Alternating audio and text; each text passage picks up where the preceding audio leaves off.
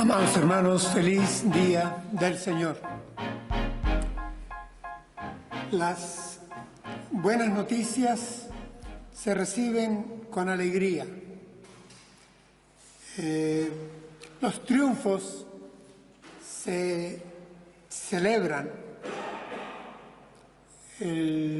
Las palabras de ánimo dan gozo. Estoy convencido, hermanos, de que el libro de Apocalipsis nos invita para que nos acerquemos a él en una lectura que lleve y reciba gozo, alabanza, que mueva a la adoración cultural. En todo el libro hay una cierta atmósfera litúrgica que invita, que lleva consigo ánimo. Se presiente y se siente la victoria en las páginas del libro. Se le encuentra sentido, razón de ser, destino a la historia.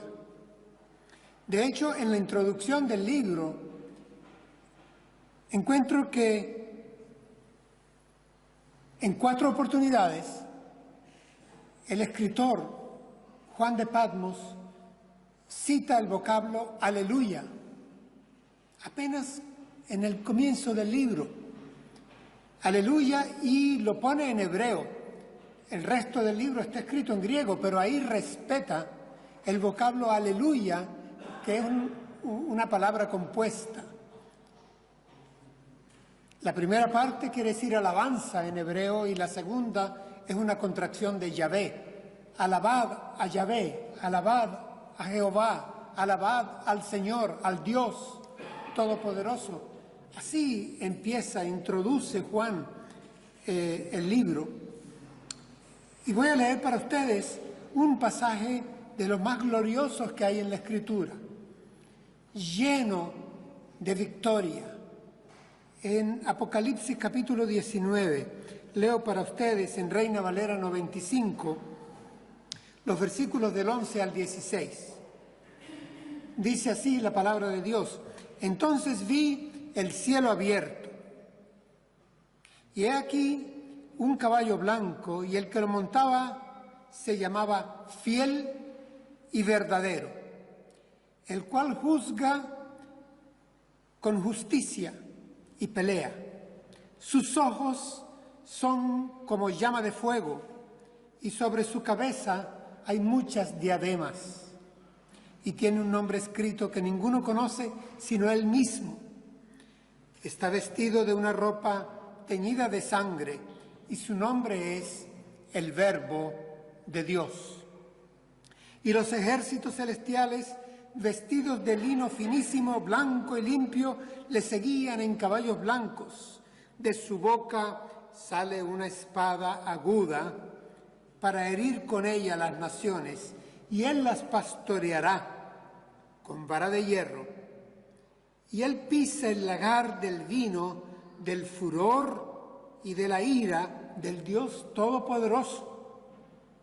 Y en su vestidura y en su muslo tiene escrito este nombre: Rey de Reyes y Señor de Señores. Hasta ahí la palabra. Hermanos, de aquí, de este texto, tomamos el título para nuestra predicación en esta mañana: El jinete del caballo blanco. Y por ello mismo, una vez más, tengo que prologar la exposición recordando que el texto de Apocalipsis está lleno de metáforas. En cada página aparecen imágenes, símbolos que nos exigen, hermanos, un acercamiento con una interpretación especial, rigurosa, serena, para encontrar el mensaje que ahí está. Porque,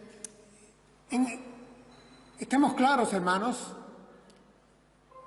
en el cielo no hay caballos, En el cielo no hay copas, ni bestias, ni trompetas, ni rollos, ni llamas, ni cubos, ni ríos, ni piedras, ni árboles. Esto todo forma parte de un género literario muy especial y exige, por lo tanto, que tengamos una lectura acorde, idónea a ese género literario. Yo quisiera, en la exposición que vamos a tener de estos versículos, que pusiéramos un énfasis especial en los 3 nombres que dan identidad al jinete del caballo blanco.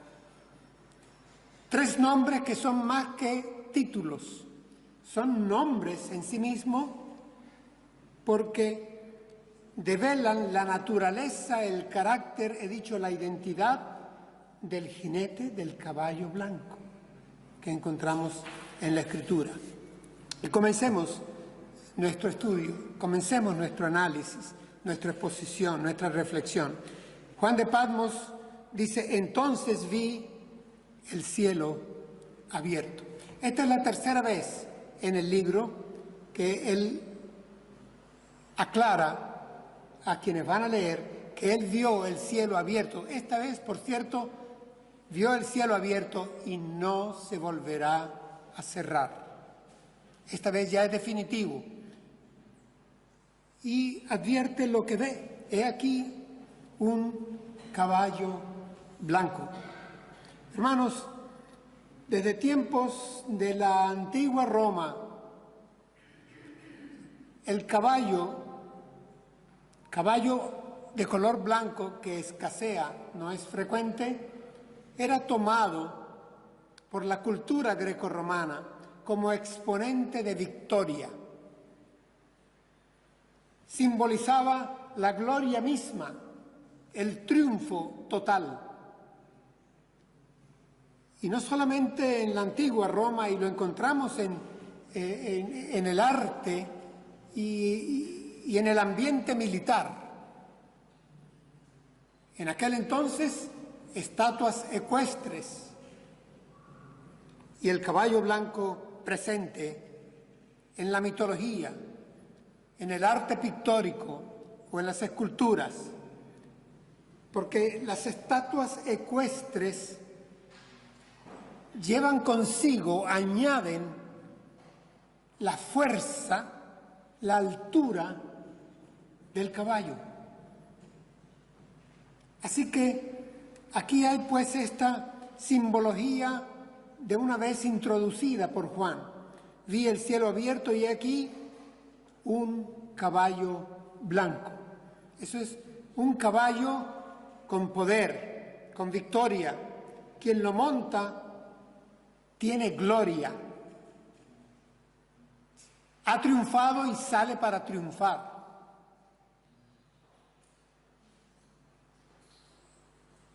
Y d'emblée, de inmediato, Juan afirma: el que lo montaba se llama fiel y verdadero. Primer nombre que identifica al jinete del caballo blanco. Quien lo montaba se llama fiel y verdadero. Fiel, hermanos, ¿por qué? Porque quien monta este caballo, que sabemos muy bien que es Jesucristo, es inmutable, es fiel. Como dice en Hebreos, es el mismo ayer, hoy y por los siglos. Y es verdadero porque es auténtico. Jesús mismo afirmó de sí: yo soy la verdad. Él encarna la verdad. Él es auténtico y Él es fiel y verdadero. Esto no es un juego que estoy haciendo forzado. Cuando vamos al mismo capítulo 3 de Apocalipsis, en una de las cartas que escribe Jesucristo a la iglesia de la Odisea, se identifica como yo soy el fiel y verdadero. Así que base fundamental la tenemos, escritural está. Jesucristo se identifica a sí mismo como el fiel y verdadero. Noten que aquí no lo ve Juan montando un pollino, un hijo de asna. Esta no es la entrada a Jerusalén, en donde se ve que aquí viene el rey manso, humilde, el siervo sufriente. No. Hermanos, aquí para los destinatarios de Apocalipsis, los que iban a recibir este libro, esto emulaba, traía a su mente la entrada triunfal que hacían en Roma los generales romanos cuando habían adquirido una especial victoria en otras tierras.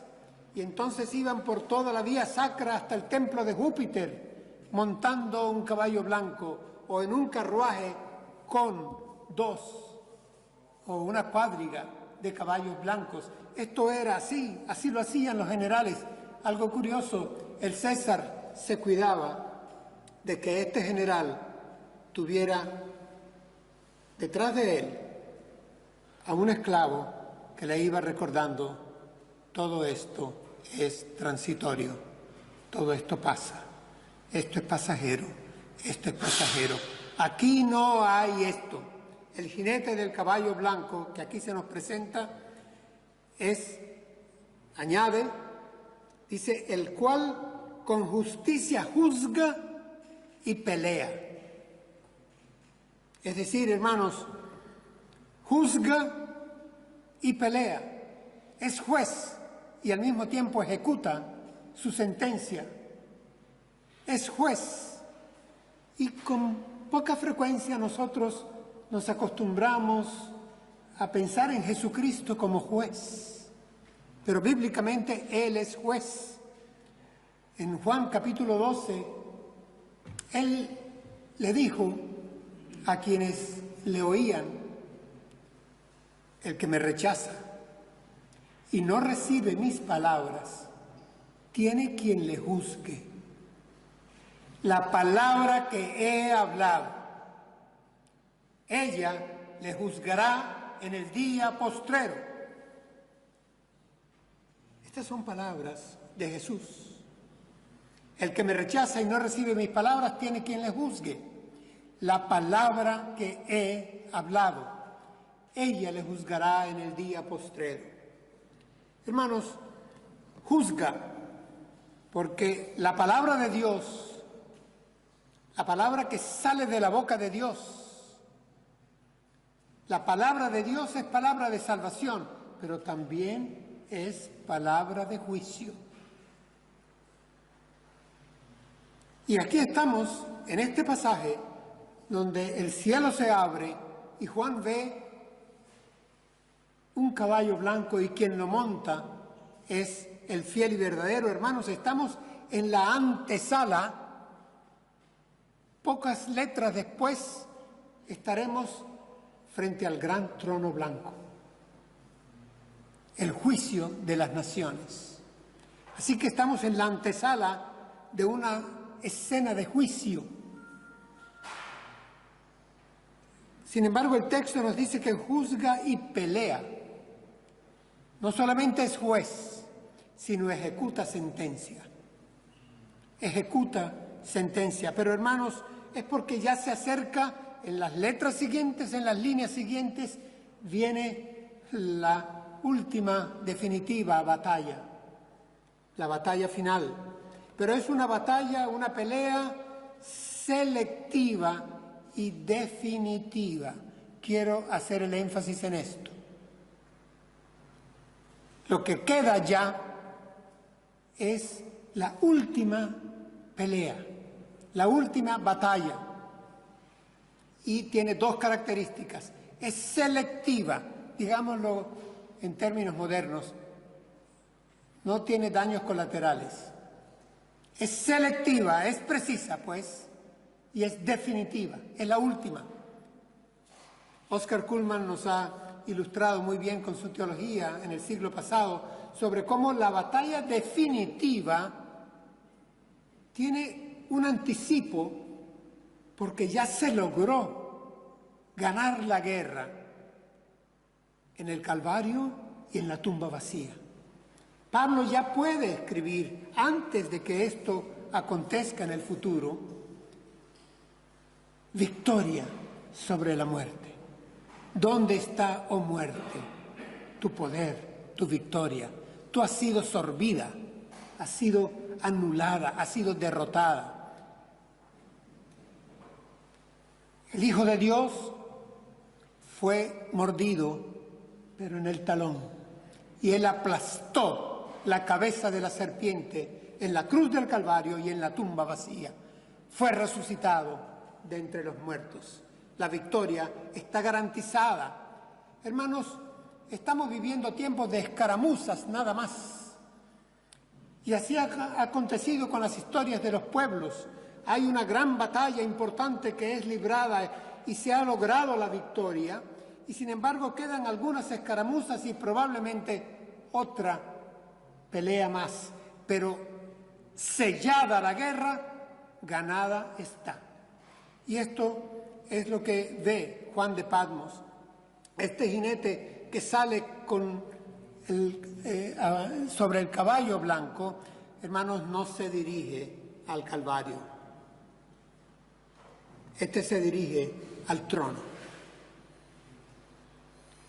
En Apocalipsis 21, versículo 5, leo para ustedes: el que estaba sentado en el trono dijo: he aquí yo hago nuevas todas las cosas. Y me dijo: escribe, porque, atención, estas palabras son fieles y verdaderas.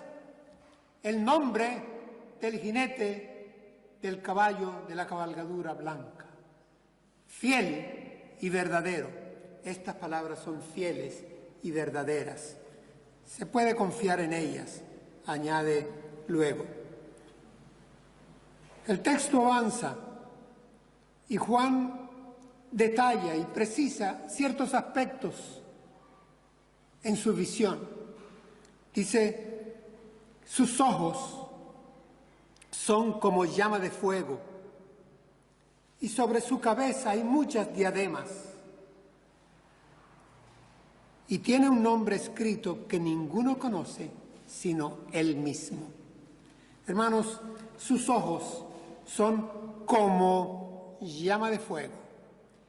Aquí, una vez más, entramos en la cultura propia del pueblo a quien va dirigido este libro y esta visión. Ojos como de fuego se refiere a una mirada propia del omnisciente, propia del Dios que todo conoce, a quien nada se le escapa. Es decir, aquí quien cabalga este jinete es capaz de hacer un escrutinio total. No hay subregistro, no hay errores, por eso hay justicia. Juzga con justicia. Su mirada conoce totalmente la realidad, conoce todo y depura como el fuego. Es decir, noten en una aparente sencilla frase lo que aquí se nos está diciendo. El jinete del caballo blanco, Jesús, el Cristo, que ha sido exaltado hasta lo sumo, hará el escrutinio, el balance final, porque Él es fiel y es verdadero. Dice que sobre su cabeza habían, no una, habían muchas diademas. Diadema es una palabra griega. Pero hermanos, esta no es la corona que ponían a los atletas, ni a los generales. Esas eran coronas de olivo que se marchitaban con el tiempo, que dejaban de ser. Cuando aquí habla de diadema, no habla de estéfanos, habla de diademas, habla de coronas que son símbolo de autoridad, de soberanía, de poder, de realeza. No son las coronas de los vencedores en las Olimpiadas o en las batallas que se libraran. Esta es corona que identifica a un rey. Y desde allá quiero que esto quede claro para nosotros y para otros. Este jinete del caballo blanco no admite virreinatos, ni socios en su gobernación, en su gobierno, en su dominio. Tengámoslo desde ahora presente. Lo tocaremos hacia el final del sermón. Él es rey y no hay otro rey, no hay más reyes. Noten que no es la corona de espinas con la que se burlaron los soldados romanos en el momento del juicio que le fue hecho al Señor antes de llevarlo a la crucifixión. No. Y nos dice algo un tanto desconcertante a primera lectura. Dice, tiene un nombre escrito que ninguno conoce, sino él mismo. Bien, hermanos, noten las dos afirmaciones. Tiene un nombre. No es un anónimo, un innominado, un desconocido. Tiene un nombre. El asunto es que ninguno de nosotros lo alcanza a conocer a plenitud. Es decir, es un nombre que sobrepasa todo nombre. ¿Nos suena ya la expresión? En el canto que nuestros hermanos en la iglesia de Filipo hace 2000 años entonaban en sus reuniones, estaba esta expresión.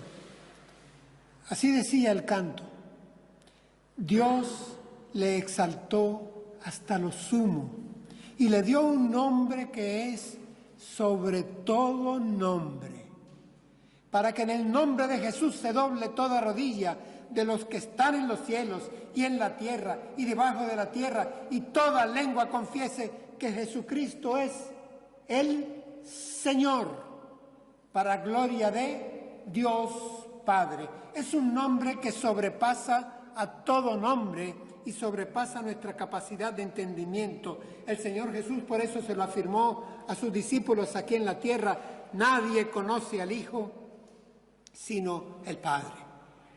Es decir, el total conocimiento del Hijo de Dios, del jinete del caballo blanco, exaltado hasta lo sumo, hasta lo máximo, no lo podemos manejar con un nombre nosotros. Quien pone nombre controla, quien maneja los nombres domina, y a Jesús no se le puede poner nombre totalmente manejable por nosotros. Es superior a nuestro conocimiento. Y continúa la visión de Patmos. Dice que este jinete del caballo blanco está vestido de una ropa teñida en sangre, y su nombre es el Verbo de Dios. Aquí aparece segundo nombre. El primero es fiel y verdadero. El segundo es el Verbo de Dios. Hermanos, la visión detalla y precisa. Dice, esta vez habla de su ropa, su vestido, su capa. Dice, está teñida en sangre. Y pone la palabra para que no nos equivoquemos. No es que esté teñida en color púrpura, con algún tinte, como las que usaban los generales que desfilaban triunfantes por la vía sacra. No, no es la túnica de los generales. Y tampoco está teñida con sangre ajena, la sangre que hayan derramado, la sangre de otros en las batallas que han ganado. No, está teñida con su propia sangre.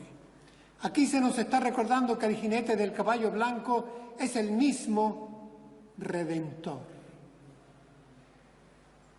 que es caro el precio de esta victoria, que por su sangre nosotros hemos sido salvos y accedemos a la vida eterna. Eso es lo que se nos está recordando. Esta imagen está mezclada en Apocalipsis ¿con cuál, hermanos? Con el Cordero inmolado. ¿Cierto o no? ¿Cuál es la visión inicial de Juan? En el trono ve como un cordero inmolado, sacrificado, de pie, ensangrentado. Así que la sangre que tiñe la ropa del jinete del caballo blanco es la sangre con la cual hemos sido redimidos y salvos por su gracia, por su amor, por su sacrificio vicario en la cruz del Calvario. Esa le acompaña.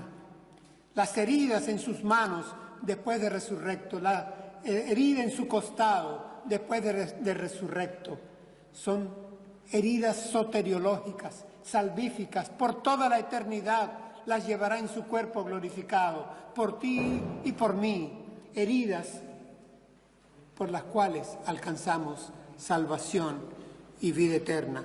Y aquí lo llama el segundo nombre, su nombre es el Verbo de Dios, el Verbo de Dios. La palabra ahí en griego es el Logos. Y sé que trae a nosotros el recuerdo de un texto especial. Es el Génesis juanino. Así empieza el Evangelio según San Juan. En el principio era el Verbo. Y el Verbo era con Dios. Y el Verbo era Dios. Este era en el principio con Dios. Todas las cosas por Él fueron hechas y sin Él nada lo que ha sido hecho fue hecho. Y en otro texto se nos agrega, todo fue hecho por Él y para Él. El Verbo de Dios. Ese es el nombre glorioso del jinete del caballo blanco que trae su ropa ensangrentada. Pero hermanos, para cuidarnos de la frialdad griega con la que hablaban de el logos, el sumo conocimiento, esa abstracción helénica de el logos. Aquí se nos habla, hermanos, es de que ese logos, ese verbo, ¿recuerdan? Se hizo carne y habitó entre nosotros. Y vimos su gloria, gloria como del unigénito del Padre, lleno de amor, de gracia, de verdad. Recordamos este pasaje, porque aquí no hay el riesgo de caer en especulaciones filosóficas al estilo aristotélico, al estilo platónico, al estilo de los poetas griegos, de los filósofos, de los epicúreos, de aquellos, en fin, no. Ese verbo, el Verbo de Dios, habitó entre nosotros. El Verbo de Dios, el Verbo de Dios. Cuando Juan habla así, habla de la preexistencia del jinete del caballo blanco. El Verbo de Dios ya existía antes de la creación. Y ahora, a bordo del caballo blanco, sobre el caballo blanco, se dispone a cerrar la creación. Él fue el alfa y ahora va a ser la omega. Él fue el principio, antes de todas las cosas. Todo lo creó, ahora todo lo va a recrear con el poder que le ha sido dado para someterlo todo al Padre.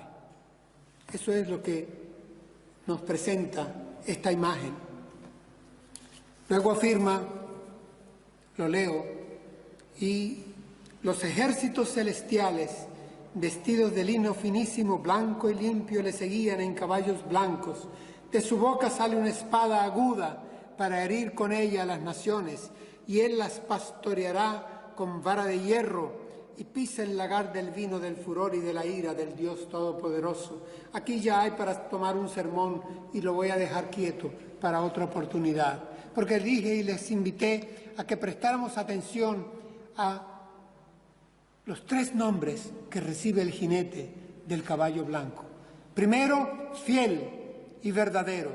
Segundo, el verbo de Dios. Tercero, continúa la visión y precisa una vez más Juan de Patmos.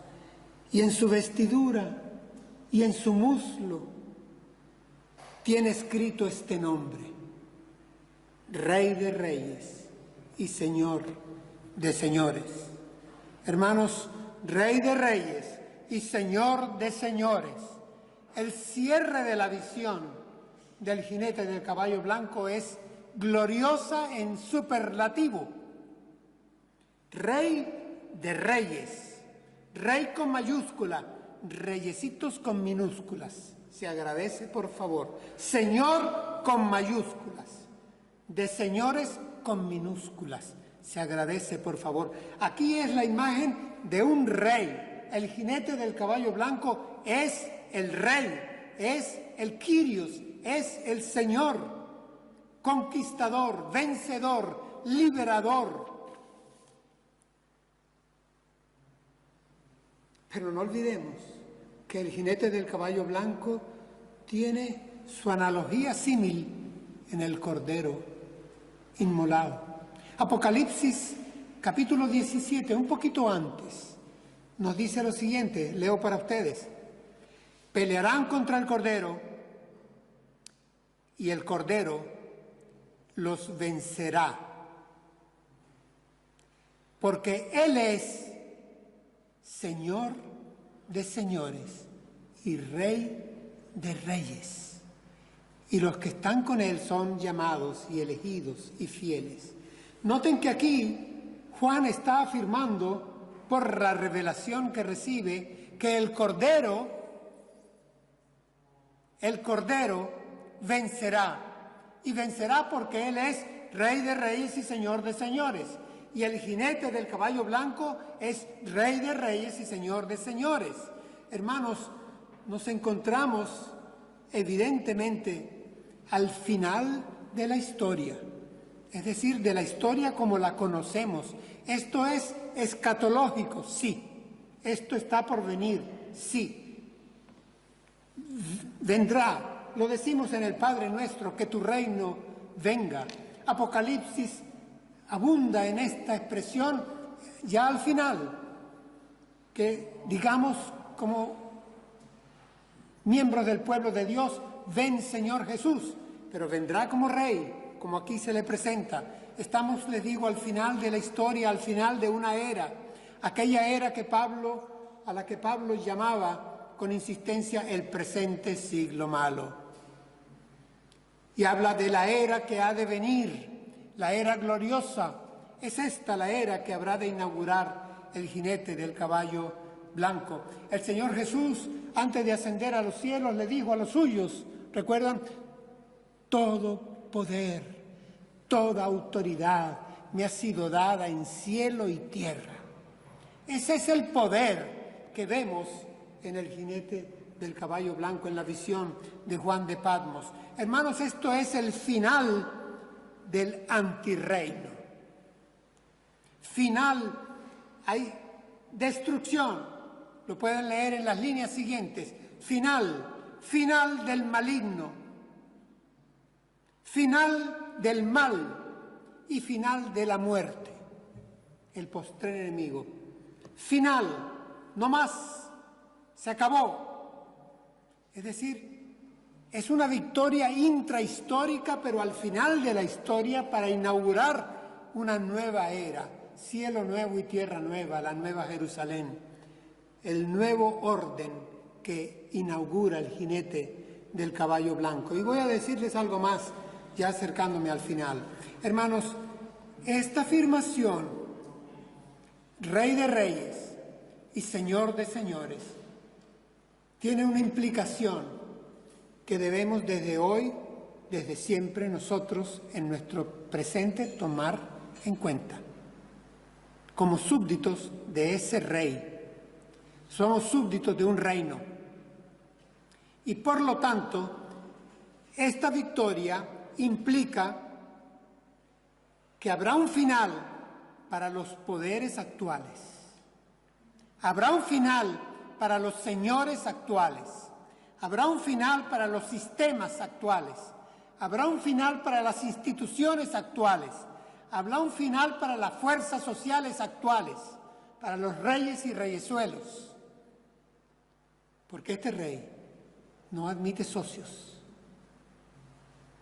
no correina, no cogobierna. Hermanos, el proyecto político de Dios está aquí. Se llama reino de Dios. No se llama la democracia de Dios. Es el reino de Dios. El jinete del caballo blanco nos recuerda que va a llevar a la historia a una etapa conclusiva, eterna y universal. Y ese proyecto político es una monarquía absoluta. Es el único rey.